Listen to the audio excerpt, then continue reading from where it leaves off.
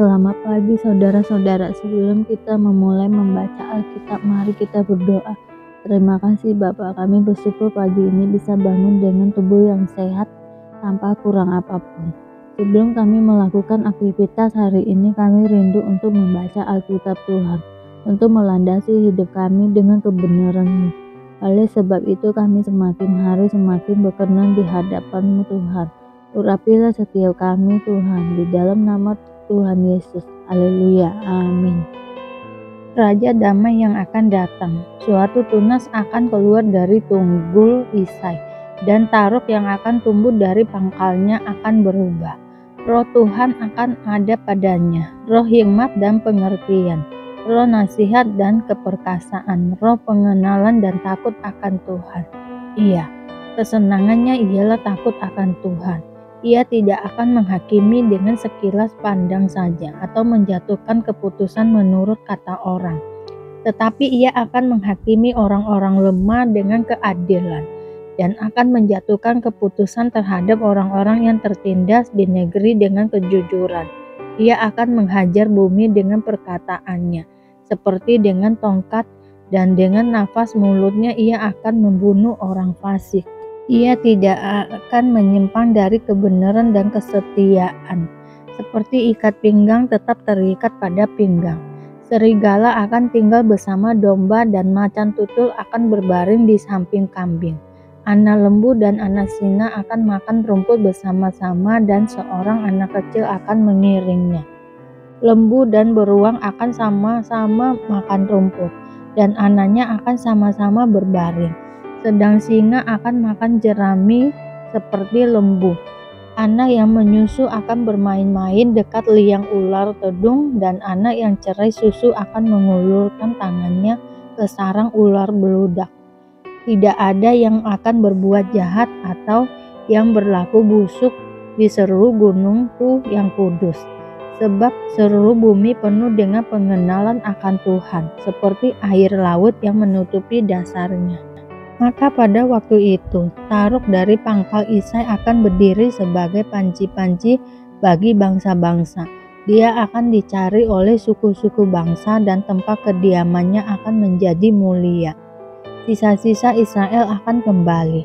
Pada waktu itu, Tuhan akan mengangkat pula tangannya untuk menebus sisa-sisa umatnya yang tertinggal di Asyur dan di Mesir, di Petros, di Ethiopia dan di Elam, di Sinear, di Hamat dan di pulau-pulau di laut. Ia akan menaikkan suatu panci-panci bagi bangsa-bangsa, akan mengumpulkan orang-orang Israel yang terbuang, dan akan menghimpunkan orang-orang Yehuda yang terserak dari keempat penjuru bumi. Kecemburuan Efraim akan berlalu dan yang menyesakan Yehuda akan lenyap. Efraim tidak akan cemburu lagi kepada Yehuda, dan Yehuda tidak akan menyesakkan Efraim lagi. Tetapi mereka akan terbang ke barat, ke atas lereng gunung Filistin. Bersama-sama mereka akan menjara Bani Timur. Mereka akan merampas Edom dan Moab, dan orang Amon akan patuh kepada mereka. Tuhan akan mengeringkan teluk Mesir dengan nafasnya, yang menghanguskan serta mengacungkan tangannya terhadap sungai Efrat, dan memukulnya pecah menjadi 7 batang air, sehingga orang dapat melaluinya dengan berkasut. Maka akan ada jalan raya bagi sisa-sisa umatnya yang tertinggal di Asyur, seperti yang telah ada untuk Israel dahulu, pada waktu mereka keluar dari tanah Mesir. Nyanyian syukur atas keselamatan. Pada waktu itu engkau akan berkata, aku mau bersyukur kepadamu ya Tuhan, karena sungguh pun engkau telah murka terhadap aku, tetapi murkamu telah surut dan engkau menghibur aku. Sungguh, Allah itu keselamatanku, aku percaya dengan tidak gemetar, sebab Tuhan Allah itu kekuatanku dan makmurku. Ia telah menjadi keselamatanku. Maka kamu akan menimba air dengan kegirangan dari mata air keselamatan. Pada waktu itu kamu akan berkata, bersyukurlah kepada Tuhan, panggillah namanya, beritahukanlah perbuatannya di antara bangsa-bangsa. Masyurkanlah bahwa namanya tinggi luhur.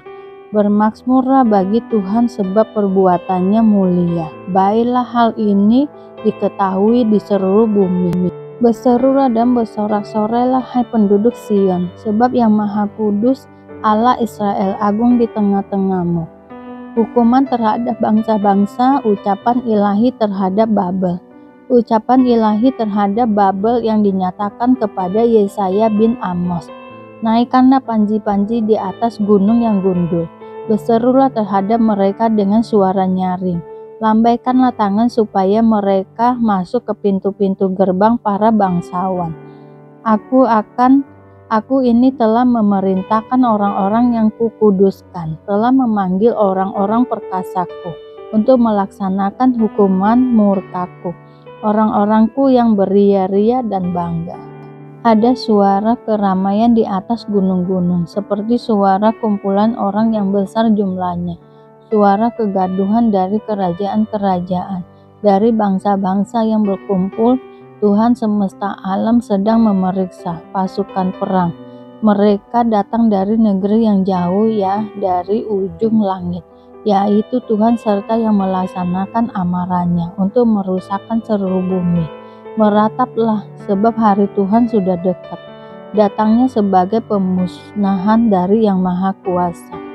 Sebab itu semua tangan akan menjadi lemah lesu, setiap hati manusia akan menjadi tawar, dan mereka akan terkejut. Sakit mulas dan sakit beranak akan menyerang mereka. Mereka akan mengeliat kesakitan seperti perempuan yang melahirkan. Mereka akan berpandang-pandangan dengan tercenggang-cenggang, muka mereka seperti orang yang demam. Sungguh, hari Tuhan datang dengan kebengkisan, dengan gemas dan dengan murka yang menyala-nyala, untuk membuat bumi menjadi sunyi sepi dan untuk memunahkan daripadanya orang-orang yang berdosa. Sebab bintang-bintang dan gugusan-gugusannya di langit tidak akan memancarkan cahayanya. Matahari akan menjadi gelap pada waktu terbit dan bulan tidak akan memancarkan sinarnya. Kepada dunia akan kubalaskan kejahatannya, dan kepada orang-orang fasik kesalahan mereka. Kesombongan orang-orang pemberani akan kuhentikan, dan kecongkakan orang-orang yang gagah akan kupatahkan. Aku akan membuat orang lebih jarang daripada emas tua, dan manusia lebih jarang daripada emas Ofir. Sebab itu aku akan membuat langit gemetar, dan bumi pun akan tergoncang dari tempatnya pada waktu amarah Tuhan semesta alam, dan pada hari murkanya yang menyala-nyala, seperti kijang yang dikejar-kejar dan seperti domba yang tidak digembalakan.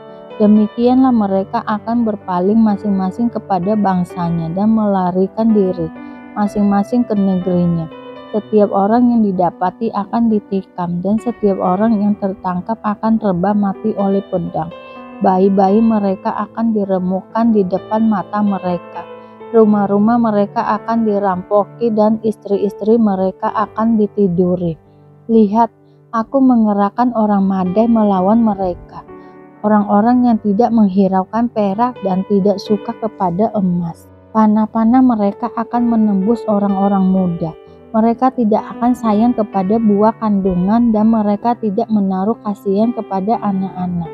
Dan Babel, yang permai di antara kerajaan-kerajaan, perhiasan orang Kasdim yang megah, akan sama seperti Sodom dan Gomora pada waktu Allah menunggambalikannya. Tidak ada penduduk untuk seterusnya, dan tidak ada penghuni turun-temurun. Orang Arab tidak akan berkemah di sana, dan gembala-gembala tidak akan membiarkan hewannya berbaring di sana. Tetapi yang akan berbaring di sana ialah binatang gurun, dan rumah-rumah mereka akan penuh dengan burung hantu. Burung-burung unta akan diam di sana, dan jin-jin akan melompat-lompat. Anjing-anjing hutan akan menyalak di dalam puri-purinya, dan serigala-serigala di dalam istana-istana kesenangan. Waktunya akan datang segera, dan usianya tidak akan diperpanjang. Mati dan bangkit dengan Kristus. Jika demikian, apakah yang hendak kita katakan? Bolehkah kita bertekun dalam dosa, supaya semakin bertambah kasih karunia itu? Sekali-kali tidak. Bukankah kita telah mati bagi dosa? Bagaimanakah kita masih dapat hidup di dalamnya? Atau tidak tahukah kamu bahwa kita semua yang telah dibaptis dalam Kristus telah dibaptis dalam kematiannya? Dengan demikian, kita telah dikuburkan bersama-sama dengan Dia oleh baptisan dalam kematian, supaya sama seperti Kristus telah dibangkitkan dari antara orang mati oleh kemuliaan Bapa. Demikian juga kita akan hidup dalam hidup yang baru. Sebab jika kita telah menjadi satu dengan apa yang sama dengan kematiannya, kita juga akan menjadi satu dengan apa yang sama dengan kebangkitannya. Karena kita tahu bahwa manusia lama kita telah turut disalibkan, supaya tubuh dosa kita hilang kuasanya, agar jangan kita menghambakan diri lagi kepada dosa. Sebab siapa yang telah mati, ia telah bebas dari dosa. Jadi jika kita telah mati dengan Kristus, kita percaya bahwa kita akan hidup juga dengan Dia. Karena kita tahu bahwa Kristus sesudah Ia bangkit dari antara orang mati, tidak mati lagi. Maut tidak berkuasa lagi atas Dia. Sebab kematiannya adalah kematian terhadap dosa, satu kali dan untuk selama-lamanya, dan kehidupannya adalah kehidupan bagi Allah. Demikianlah hendaknya kamu memandangnya, bahwa kamu telah mati bagi dosa, tetapi kamu hidup bagi Allah dalam Kristus Yesus. Sebab itu, hendaklah dosa jangan berkuasa lagi di dalam tubuhmu yang fana, supaya kamu jangan lagi menuruti keinginannya. Dan janganlah kamu menyerahkan anggota-anggota tubuhmu kepada dosa, untuk dipakai sebagai senjata kelaliman, tetapi serahkanlah dirimu kepada Allah sebagai orang-orang yang dahulu mati, tetapi yang sekarang hidup. Dan serahkanlah anggota-anggota tubuhmu kepada Allah untuk menjadi senjata-senjata kebenaran, sebab kamu tidak akan dikuasai lagi oleh dosa, karena kamu tidak berada di bawah hukum Taurat, tetapi di bawah kasih karunia. Dua macam perhambaan. Jadi bagaimana? Apakah kita akan berbuat dosa karena kita tidak berada di bawah hukum Taurat, tetapi di bawah kasih karunia? Sekali-kali tidak. Apakah kamu tidak tahu bahwa apabila kamu menyerahkan dirimu kepada seseorang sebagai hamba untuk mentaatinya, kamu adalah hamba orang itu yang harus kamu taati, baik dalam dosa yang memimpin kamu kepada kematian, maupun dalam ketaatan yang memimpin kamu kepada kebenaran. Tetapi syukurlah kepada Allah, dahulu memang kamu hamba dosa, tetapi sekarang kamu dengan segenap hati telah mentaati pengajaran yang telah diteruskan kepadamu. Kamu telah dimerdekakan dari dosa dan menjadi hamba kebenaran. Aku mengatakan hal ini secara manusia karena kelemahan kamu, sebab sama seperti kamu telah menyerahkan anggota-anggota tubuhmu menjadi hamba kecemaran dan kedurhakaan yang membawa kamu kepada kedurhakaan. Demikian hal kamu sekarang harus menyerahkan anggota-anggota tubuhmu menjadi hamba kebenaran yang membawa kamu kepada pengudusan. Sebab waktu kamu hamba dosa, kamu bebas dari kebenaran. Dan buah apakah yang kamu petik daripadanya? Semuanya itu menyebabkan kamu merasa malu sekarang, karena kesudahan semuanya itu ialah kematian. Tetapi sekarang, setelah kamu dimerdekakan dari dosa dan setelah kamu menjadi hamba Allah, kamu beroleh buah yang membawa kamu kepada pengudusan, dan sebagai kesudahannya ialah hidup yang kekal.